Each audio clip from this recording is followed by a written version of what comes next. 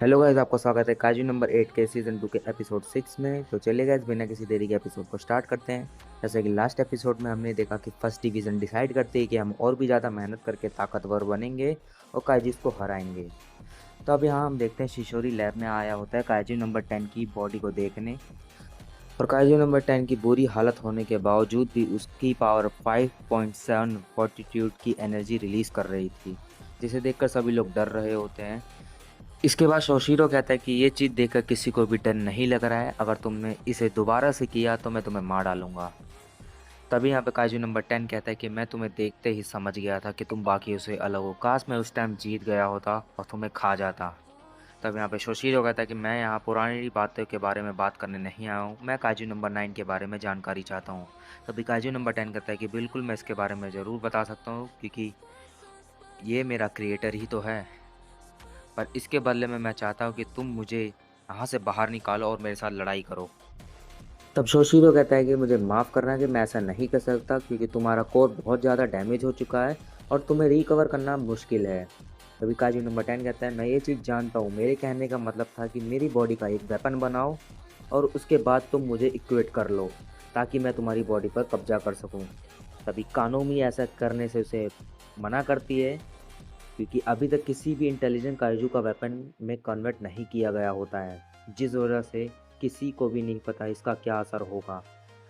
इसके बाद काजू नंबर 10 कहता है कि तुम्हारे साथ मेरी लड़ाई सच में बहुत ज़्यादा मज़ेदार थी।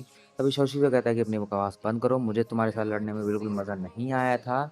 तभी फिर से काजू नंबर 10 कहता है कि मुझसे झूठ मत कहो, क्योंकि मैंने देखा था कि तुम्हें लड़ाई में बहुत मज़ा आ रहा था। तुम भी बिल्कुल मेरी तरह हो, तो इसीलिए मुझे पता है कि तुम ये बात समझ सकते हो कि जब कोई तुम्हारे टक्कर देता है तो इस उसके साथ लड़ने में कितना मज़ा आता है। तभी शोशिरो लैब से बाहर चला जाता है और कानिमो को बताने लगता है कि मैं बहुत ज़्यादा डर गया हूँ, जिस वजह से मैं उसकी बॉडी का वेपन बनवा के इक्वेट नहीं करने वाला हूँ। पर इसके बावजूद भी शोशिरो उसके साथ लड़ना चाह रहा होता है, और ऊपर से काइजू नंबर 9 के बारे में जानना भी तो है। तो इसीलिए शोशिरो को उसकी बात को मानना ही पड़ेगा। तब शोशिरो इस चीज़ के लिए हाँ कह देता है और मीना भी इस बात के लिए मान जाती है।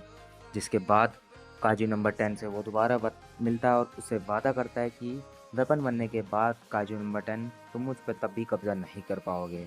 तब यहाँ पे हम काविका और किकोरू को देखते हैं, उनको पता चलता है कि शिशोरी काजू नंबर 9 के डिस्कस करने के लिए यहाँ पर आ रहा है। और काविका ये सोचने लग जाते हैं कि मैंने अभी भी उनसे माफ़ी नहीं मांगी है, मुझे इनसे माफ़ी मांगनी होगी, क्योंकि मैंने उनसे ये राज छुपाया रखा कि मैं ही काइजू नंबर 8 हूँ।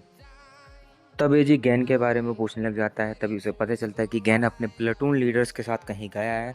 तो उसे एहसास हो जाता है कि वो कहाँ गया है। गैन यहाँ पे अपने प्लेटून लीडर्स के साथ थर्ड डिवीज़न से मिलने गया है, क्योंकि थर्ड डिवीज़न और फर्स्ट डिवीज़न में आपस में बिल्कुल भी नहीं बनती है, और दोनों आपस में एक दूसरे से कंपेयर करते रहते हैं। तो यहाँ कैप्टन गैन कहता है शोशिरो की, आखिरकार तुम्हें मेरी टेरिटरी में आने का किसने अलाउ करा। तभी शोशिरो कहता है कि मुझे यकीन नहीं हो रहा था कि कैप्टन गैन हमें खुद लेने आएंगे, और हाँ, मुझे यहाँ आने के लिए तुम्हारी परमिशन की ज़रूरत नहीं है, मुझे तो तुमसे ज़्यादा इम्पोर्टेंट पर्सन ने यहाँ पे बुलाया है।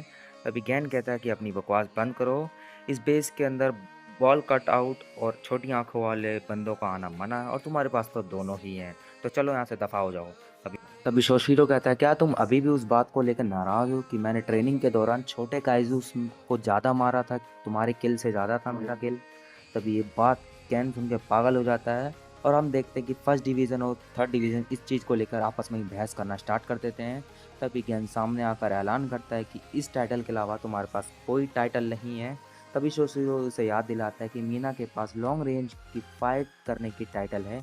तो ये बात सुनकर सीधा गैन के दिल पे लगती है, जिस वजह से वो गुस्सा हो जाता है। तब यहाँ पे एजी आकर उसे चुप करा देता है, और उसके आते ही सभी लोग डिसिप्लिन में आ जाते हैं। तब यहाँ काजू नंबर 9 के ऊपर डिस्कशन की मीटिंग स्टार्ट हो जाती है, और इस मीटिंग में सभी इम्पोर्टेंट लोग होते हैं। और यहाँ पर भी फर्स्ट डिवीज़न और थर्ड डिवीज़न आपस में ही बहस करना स्टार्ट कर देते हैं। तभी फोर्थ डिवीज़न के कैप्टन उसे बहस करने से मना करते हैं, लेकिन वो खुद ही दारू पी रहा होता है, जिसके चक्कर में वो खुद फंस जाता है। तभी सोशिरो अपनी स्पीच को स्टार्ट कर देता है, और वो बताता है कि हमारे पास काजू नंबर 9 के बारे में न्यू इन्फॉर्मेशन है, और उससे हमें पता चलता है कि काजू नंबर 9 को एक अकेली डिवीज़न नहीं रोक सकती है, और इसके बारे में हमें खुद काजू नंबर 10 ने बताया है। और उसने हमें ये भी बताया कि काजू नंबर 9 ने ही उसे बनाया, जिसको सुनने के बाद सभी लोग हैरान हो जाते हैं। काजू नंबर 9 पहला ऐसा काजू है जिसके पास एक ऐसी ताकत है जो काजूस को बनाने की ताकत रखता है। और काजू नंबर 10 ने ये भी बताया कि वो तो बस एक प्रोटोटाइप था और उससे भी ज़्यादा ताकतवर चीज़ें अभी आने वाली है। इस टाइम जापान की डिफेंस फोर्स एक टाइम पर सिर्फ 5 पावरफुल काजूस से ही लड़ सकती है, और अगर उनमें से कोई भी काजूस 9.5 से ज़्यादा ताकतवर हुआ तो ये नंबर और भी ज़्यादा डिक्रीज़ हो सकता है। तो इसीलिए अगर काजू नंबर 9 और भी ज़्यादा ताकतवर काजूस को क्रिएट किया तो हम लोग अकेले ही उन्हें नहीं हरा पाएंगे, और उसके बाद ये कंट्री तबाह भी हो सकती है। तभी 4 डिवीज़न का कैप्टन उनसे पूछने लग जाता है क्या यह इन्फॉर्मेशन सच में करेक्ट है, जिस वजह से शिशोरी उसे पिछले 10 साल का डाटा दिखाता है और उन्हें इससे पता चलता है कि इससे पहले की एवरेज 42.6 से लेवल से 42 4.8 तक पहुंच गया है, जो इस बात का सबूत है कि काजू नंबर 10 सच कह रहा है। और हम लोग नहीं जानते कि काजूस कैसे आए, पर जो इसके ऊपर का सबसे बड़ी और सबसे सही थ्योरी है, टाइटैनिक फ्लड्स की वजह से जो बहुत बड़ी एनर्जी निकली थी, जिसे जियोलॉजिकल मटेरियल पर उसका असर किया, जिस वजह से काजूस क्रिएट हुए। हमें यह लगता है कि काजू नंबर 9 भी उसी प्रोसेस से इंटरफेयर करके न्यू काजूस को क्रिएट कर रहा है। हमें नहीं पता कि काजू नंबर 9 इस वक्त कहाँ पर है, पर उसे मल्टीपल डाई काजूस को बनाने के लिए ताकत चाहिए, तो वो पक्का कहीं ना कहीं फिलीपींस या यूरेशियन लेयर के बीच में ही कहीं होगा, और हमें वहाँ तक पहुँचना ही होगा। पर वहाँ तक पहुँचने में कई साल लग जाएंगे। तभी एक लड़की कहती है यहाँ पे, वो भी किसी टीम की लीडर होती है, तो क्या हम फिर यहाँ पे उसका वेट करेंगे जब तक वो काजू नंबर 9 खुद यहाँ पे अटैक ना कर दे। तभी मीना कहती है कि काजू नंबर 10 ने यह भी बताया है कि काजू नंबर 9 जिसे भी ऑब्जर्व कर लेता है तो वो उसकी मेमोरीज को देख सकता है। इसका मतलब डायरेक्टर इसाओ की सारी मेमोरीज को वो जानता है, और उसके पास डिफेंस फोर्स के बारे में सारी पावर्स और सारी नॉलेज है। तो शिवसूर्य से निपटने के लिए एक आइडिया देता है, हमें न्यू कॉमर्स को ट्रेन करना होगा, क्योंकि वही लोग हैं इकलौते जिनके बारे में डायरेक्टर इसाओ को कोई भी इन्फॉर्मेशन नहीं थी, तो इसीलिए उन्हें ये लड़ाई जीतनी ही है। तो उन्हें न्यू जनरेशन को अच्छे से तैयार करना होगा। तभी मीना वेपन नंबर 6 को यूज़ करने के लिए कहती है, जिसको सुनने का सभी लोग हैरान हो जाते हैं, क्योंकि वो वेपन सबसे ताकतवर काजू काजू नंबर 6 से बना होता है, जिसे कोई भी कंट्रोल नहीं कर सकता था। पर तभी मीना सबको बताती कि उन्हें एक पर्सन मिल चुका है जो कि काजू नंबर 6 के वेपन के साथ कंफर्टेबल है, और उसका नाम है रैनो, जो कि कावका का बहुत अच्छा दोस्त है और काफ़ी स्पीड से ग्रो कर रहा है। जिसे सुनने के बाद जुगो यहाँ पे हैरान हो जाता है। यहाँ पे जुगो 4 डिवीज़न के कैप्टन का नाम है गाइस। उसे ये चीज़ पता चलने के बाद हैरान हो जाता है, क्योंकि इस टाइम रेनो उसी की डिवीज़न में ट्रेनिंग करने आया होता है। तो ये खबर सुन के वो दारू पीने लगता है। तभी उस टाइम वाइस कैप्टन टेको उसे ऐसा करने से रोक देती है, और वो बताता है कि काजू नंबर 6 सच में बहुत ज़्यादा ताकतवर था, क्योंकि उसकी 42 पावर सिर्फ 9.6 नहीं थी, बल्कि वो जब जागा था तो उसने बहुत सारे काजूस के साथ हम पर हमला किया था, और वो सच में काइजूस का किंग था।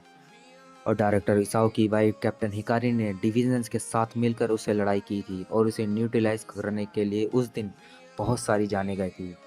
तब उस दिन बहुत अजीब सी स्नोफॉल हो रही थी, इसीलिए उस मनुष्य दिन को कोई भी नहीं भुला सकता है। मुझे यकीन नहीं हो रहा अब किसी बच्चे को हम ये नंबर 6 का वेपन देने जा रहे हैं। तब रेनो जुगो से मिलने आ जाता है। उसे पता चलता है कि काजू नंबर 6 का वेपन के साथ जुड़ने का मौका दिया जा रहा है, पर जुगो उसे ये भी बताता है कि नंबर 6 का वेपन इस्तेमाल करने से तुम्हारी बॉडी का बहुत बुरा हाल भी हो सकता है, उस पर बहुत बुरा असर भी पड़ सकता है, और कई लोगों की तो जान भी जा सकती है, क्योंकि वो रिटायर से पहले ही मर सकते हैं। तो इसीलिए जुगो उसे रेनो को सलाह देता है कि काजू नंबर 6 के वेपन को यूज़ नहीं करना चाहिए, क्योंकि वो वेपन सबसे ज़्यादा ताकतवर वेपन है। तभी रेनो रनिंग करने चला जाता है, और वो सोचने लग जाता है कि कावका सर काजू नंबर 8 की पावर से काजू नंबर 9 का सामना करेंगे, तो फिर आखिरकार उनके ड्रीम्स का क्या होगा, आखिरकार उन्हें कौन बचाएगा। तभी रेनो काजू नंबर 6 के वेपन को ट्राई करने के लिए कहता है, और उसे सिर्फ वेपन के आर्म्स ही दिए जाते हैं, मतलब कि उसके हाथ ही उसे दिए जाते हैं। तब जो इसके बारे में रेनो से पूछने लगता है, क्या तुम तैयार हो? और रेनो भी इस चीज़ के लिए हाँ बोल देता है कि मैं पूरी तरीके से तैयार हूँ, जिस वजह से सभी लोग वहाँ पे उस वेपन को एक्टिवेट कर देते हैं। तभी एकदम से रेनो के अंदर पावर फ्लो करने लग जाती है, और रेनो को लगता है कि उसकी पावर ख़त्म हो रही है, और वो फिर भी हार नहीं मान रहा होता है। तब वो वेपन रेनो को नर्वस सिस्टम में कनेक्ट हो जाता है, जिस वजह से उसे उसके सामने काइजू नंबर 6 दिखाई देता है और अचानक से वो बेहोश हो जाता है। और यहाँ पे रेनो को समझ आ जाता है कि काओका हर टाइम किस चीज़ को रोकने की कोशिश करते रहते हैं। तब वो थोड़ी टाइम बाद उसको होश आता है और वो देखता है वो मेडिकल रूम में है। तब यहाँ पे जुगो उससे बताता है कि तुम्हें एहसास हो गया होगा कि काइजू नंबर 6 के वेपन को इस्तेमाल करना कितना ज़्यादा खतरनाक हो सकता है। तुमने तो अभी उसके सिर्फ वेपन के आर्म्स ही पहने थे। जब सोचो अगर तुमने उसकी पूरी आर्म्स को मतलब पूरे बॉडी को अपनाया तो तुम्हारा क्या हाल हो सकता है। इसीलिए मैं दोबारा तुमसे कहता हूँ कि तुम इस चीज़ के लिए मना करते हैं। पर हम देखते हैं रेनो अभी भी उस काइजू नंबर 6 के वेपन को यूज़ करने के लिए पूरी तरीके से तैयार होता है। और जोगो को भी ये चीज़ समझ आ जाता है रेनो मेरी नहीं सुनने वाला है और ये बहुत जल्दी मर जाएगा। जिस वजह से उसे वो बताता है कि 1 महीना ट्रायल पीरियड होगा तुम्हारा, जिसके बाद तुम्हें न्यूट्रलाइजेशन जोन में भेज दिया जाएगा और वहाँ पता चलेगा कि काइजू नंबर 6 के वेपन के इक्विप करने के काबिल हो या नहीं। मतलब कि गाइस उस वेपन को यूज़ करने के काबिल हो या नहीं, उसको ये 1 महीने के बाद ही पता चलेगा। और गाइस ये एपिसोड यहीं पे ख़त्म हो जाता है। तो गाइस ये एपिसोड आपको कैसा लगा कमेंट सेक्शन में ज़रूर बताएं। और चैनल पर नए आए हैं तो उसको सब्सक्राइब कर दें, बेल आइकन प्रेस कर दें, जिससे हमारी आने वाली वीडियो आपके पास सबसे पहले पहुँचे। तो चलिए गाइस मिलते हैं नेक्स्ट वीडियो में, अभी के लिए बस इतना ही। Good bye guys.